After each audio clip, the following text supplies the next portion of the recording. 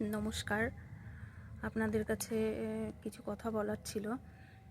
আমার এই জানুয়ারি মাসটা পড়লে খুবই খারাপ লাগে। কেন? কারণ আছে, কারণ ছাড়া তো হয় না কিছুই। তা 2014-তে আমার স্বামী মারা গেছিল, আর এটা তো 2025। জানুয়ারি মাসটা পড়লেই আর কি মনে পড়ে। তা 2025-এ আমি চাই যে সবাই ভালো থাকুক, ভালোভাবে কাটুক, আগামী দিনগুলো সবারই ভালো যাক। তা আমার দিক দিয়ে খুবই খারাপ, কি বলবো। আমি মনে করি যে জানুয়ারি মাসটা চলে যাক, মানে এই মাসটা এতই খারাপ গেছে, সেটা মানে কি বলবো, নিজের থেকে নিজে বুঝতে পারি এই কষ্টটা।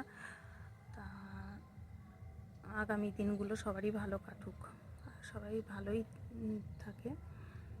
আমিও 2 ছেলেকে নিয়ে, মাকে নিয়ে মোটামুটি আছি, আর চাই যে আমার, যাই হোক, আমার দিক দিয়েই খারাপ যাক, আর সন্তান দুটো যেন ভালো থাকুক, মাও যেন ভালো থাকে।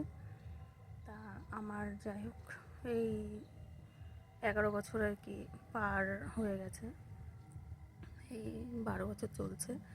পড়লো জানুয়ারি মাস, কবে মারা গেছে এটা আপনাদের কাছে বলবো। নমস্কার।